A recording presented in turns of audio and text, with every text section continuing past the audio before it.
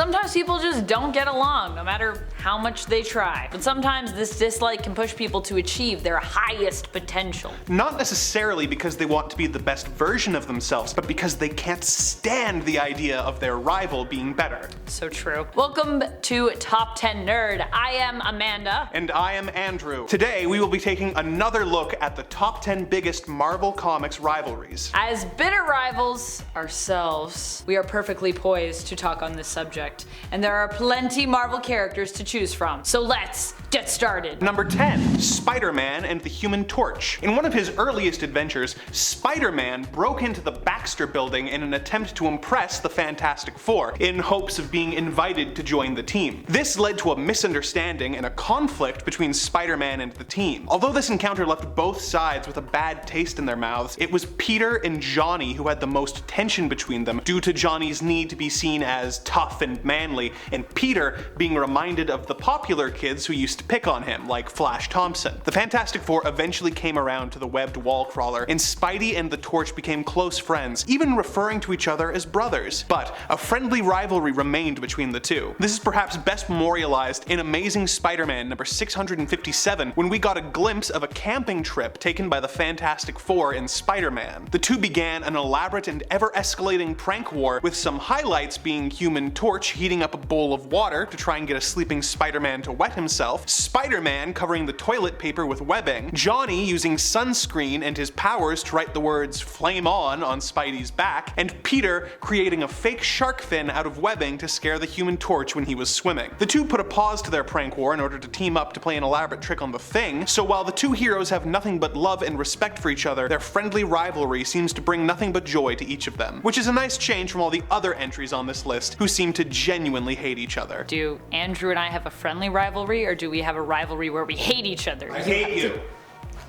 I only have the utmost respect for Andrew, so we'll have to resolve this at another time. Also, a quick reminder, if you like this video, you should do the things that people do when they like stuff, like click like or subscribe. Number 9. Moonstone and Ms Marvel. Speaking of rivalries where people hate each other, I also know a lot of people might not know who Moonstone is, and might say, Amanda, there are bigger rivalries than this one that you could be covering right now. And hey, I hear you. But while this list is about biggest rivalries, I also like to keep things fresh by touching on characters and relationships in lists like this that we don't often get to talk about. One, because it helps me to stay sane by not telling you about the same stuff on repeat because, you know, been here for a while, guys. And two, it's just fun to learn new things. I love learning new things, and I hope you do too. So for those of you who don't know, Moonstone was a member of the Thunderbolts and is Carla Sofin. From day one, she was pretty much a straight up villain. Even when she was a psychiatrist before she got her powers, she was a pretty mean and awful psychiatrist, to be honest. At one point, she becomes the Dark Avengers version of Ms Marvel, standing in for Carol Danvers, who refused to join up with Norman Osborn's team, understandably, and who at the time was known as Ms Marvel. This was before Carol took up the mantle of her former mentor, Mar-Vell, and became Captain Marvel. As a result, the two ended up becoming adversaries, and after Carol dies and is resurrected, Carla fights her for the title of Ms Marvel. She kinda loses this fight, but in a weird twist, she also finds herself again during it, becoming Moonstone once more, with Carol also becoming whole again as a result. Also, for those who are wondering, this is who Carol was fighting in the thumbnail / the cover photo, if you would prefer, for our part 1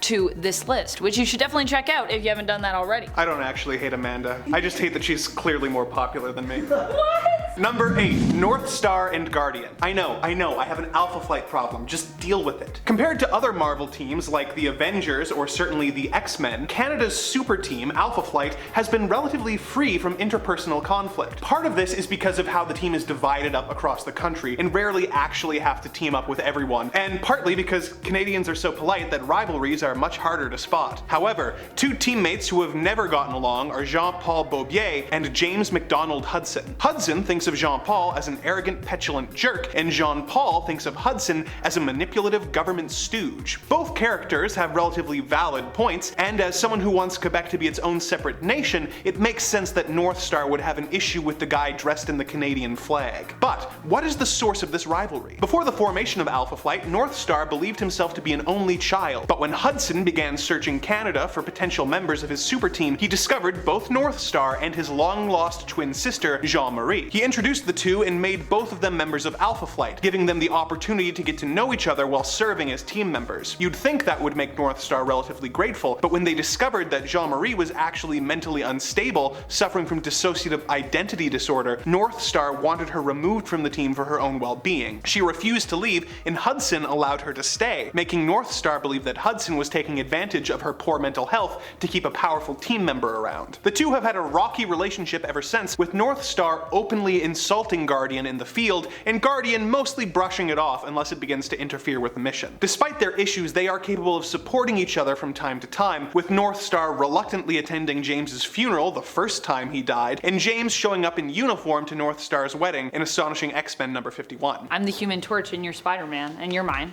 I can live with that. Oh my gosh. Also guys, show Andrew that he's also popular and give him love in the comments. Number 7. Madame Masque and Hawkeye. No, not that Hawkeye.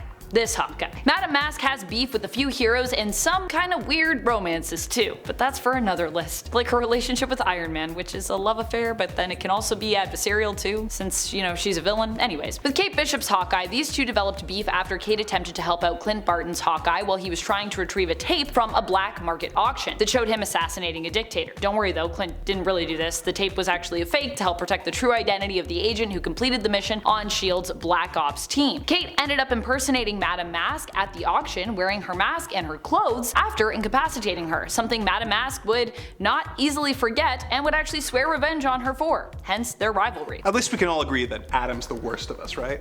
Number 6. Hulk and the Red Hulk. When Bruce Banner transformed into the Hulk in his first appearance, he stumbled across Betty Ross. The sight of the Hulk caused Betty to faint, and her father, Thaddeus Thunderbolt Ross, vowed to destroy the monster. This has led to one of the longest rivalries in Marvel history, as Ross has used his position as a general to hunt Banner across the world, hoping to either capture or kill him. The fact that Banner managed to defeat other threats such as the Abomination led Ross to eventually develop a grudging respect for him, but the hate never really died down, not even once Bruce married Ross's daughter, making the man his son-in-law. They came to terms briefly, but once Betty was killed, the rivalry fired up again. The rivalry reached new heights when Ross teamed up with villains such as MODOK and the Leader to transform himself into the Red Hulk. After years of stewing hatred, Ross was able to actively fight the Hulk and even defeat him in their first encounter. The Hulk of course eventually bounced back and took out Ross. Ross has bounced around with his allegiances, having been everything from a villain to an Avenger, but whatever side he is on, he never turns down an opportunity to make life difficult for Banner or the Hulk. Then Adam is the thing, and then we can both prank Adam together. Adam, if you're watching this video, watch out, but you're probably not, so haha, we're gonna get you! Number 5. Storm and Emma Frost. A lot of people obsess over the rivalry over Scott Summers, aka Cyclops, that exists between Jean Grey and Emma Frost in the comics, but this rivalry between Emma and Aurora runs honestly even deeper. It comes from a time when Emma was still a villain, the White Queen of the Hellfire Club, and ended up body swapping with Storm. Needless to say, Storm was not very happy with the White Queen and held a grudge against her for years thereafter, the whole body swap incident. Body swapping is so creepy in stories, like that is a total violation of someone's privacy in like a whole other way. Talk about evil. I mean, I guess unless you are like consensually swapping bodies with someone, then it's just kind of weird with the potential, I suppose, to even be cool. Even in the Jean Grey and Emma Frost giant-sized comic that came out only a few years ago, it was shown that Storm still thinks of Emma as her rival, even though they are both now technically allies and both sit on Krakoa's Quiet Council. Number 4. Daredevil and the Punisher. When it comes to the good guys of the Marvel Universe, there's somewhat of a spectrum of morality, with most of them falling somewhere in the middle. While a lot of characters like say Iron Man aren't kill crazy, they also aren't above taking the lives of their enemies if it comes down to it. On opposite ends of the spectrum, you have Daredevil and the Punisher. While Daredevil is strictly against murder and will avoid it at all costs, only resorting to it when under mind control or when he has literally no other choice, like when he killed the helicopter pilot who was using a minigun to turn Hell's Kitchen into a war zone and killing several people a minute in Daredevil number 233. On the other end of the spectrum is Frank Castle, otherwise known as the Punisher, who goes out of his way to murder as many criminals as possible, believing that people are incapable of changing. This difference of methodology of course has caused the two to come to blows several times over the years, as Daredevil tries to stop crimes and put criminals away with the legal system, while Frank has no faith in the system and usually tries to kill every criminal he comes across. The two are known to try and convince one another that their way is better, sometimes in very extreme ways, such as in Punisher Volume 5 number 3, where Frank chained Daredevil to a roof with a gun taped to his hand, telling him that he must shoot him in order to prevent him from killing a criminal. This rivalry has spawned some of the best moments in each of the characters' history, as well as a mini-series called Daredevil vs. Punisher, which is of course completely devoted to this rivalry. Number 3. She-Hulk and and Titania. She-Hulk and Titania have a very interesting relationship in the comics, and while they may be on more friendly terms now in regards to Titania moving away from being a true criminal, as so many Marvel villains have done in recent years, these two ladies are still rivals. In fact, they even came together to kind of celebrate the love of their rivalry in a friendly manner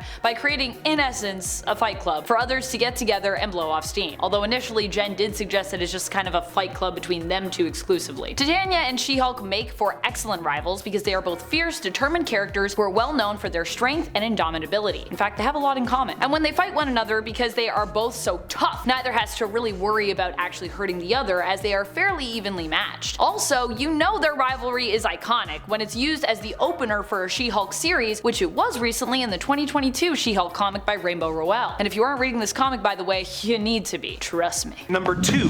The Thing and the Hulk. Although many would say that the Hulk is the strongest one there is, Ben Grimm might disagree. These two super strong heroes have gone toe-to-toe several times over the years, starting their conflict over 60 years ago in Fantastic Four number 25. Their fights are always an event fans look forward to, with no clear and consistent winner ever really being named. In their first conflict, Ben was able to come out on top, likely because of his ability to keep a cool, clear head throughout the fight. In their next fight, in Incredible Hulk number 122, Hulk had to fight the entire Fantastic Four, but managed to hold his own before eventually being taken down. Their next one-on-one bout in Fantastic Four number 112 ended with the Hulk landing a devastating and almost lethal right hook on the Thing, giving him his first victory. They fought again in Fantastic Four number 167, but Ben began transforming back into his human form, giving Hulk a massive advantage. Their next fight in Fantastic Four 320 ended in a victory for the Thing, but Hulk was in his Grey Hulk form, thereby being half as strong as his usual green self. Grey Hulk had a rematch with the Thing in Incredible Hulk 350, which went more his way. They've had a couple more bouts since then, with the Hulk usually coming out on top, but despite this, the two have become friends, bonding over their experience as normal men transformed into something more. In issue 49 of The Immortal Hulk, we got to see how, despite everything, Ben will prioritize their friendship over their conflict when he took the time to comfort a Hulk who had just been attacked by the Avengers and make sure that he was okay before helping the Green Goliath in his quest to defeat the One Below All and the Leader. Despite this, it is likely only a matter of time before we see these two come to blows once again in the Marvel Universe. Number 1. Wolverine and Cyclops. It's a rivalry as old as time. Well, not as old as time actually, but as old as Wolverine's first appearance almost. Wolverine and Cyclops have been known to butt heads almost since Wolverine first joined the team. Shortly after Wolverine joined up with the X-Men, Cyclops seemed to struggle with Wolverine's more aggressive nature, causing conflict between the two. And soon after joining, Wolverine developed feelings for Jean Grey, aka Marvel Girl, Scott's girlfriend, which also complicated the two superheroes' relationship and feelings towards one another. While they have always been rivals though, Scott and Logan are also like brothers. They've been through hell together as fellow X-Men, and while they may not always agree, they definitely also are more often willing to work together to help innocents and their fellow mutants. And that is a matter they do at least always agree on, that of helping those who need it. At the end of the day, they're both superheroes, and while they may fight from time to time, they will inevitably end up working back together as teammates, friends, and basically mutant brothers. Rivalries are interesting in comics. They can come from a place of love or a place of hate. And can either be as a result of people who are simply too different, too similar, or somehow are like a combination of both of those things really. Thank you so much for digging into some of Marvel's greatest with us. Until next time, you stay nerdy, YouTube. Farewell for now. Bye!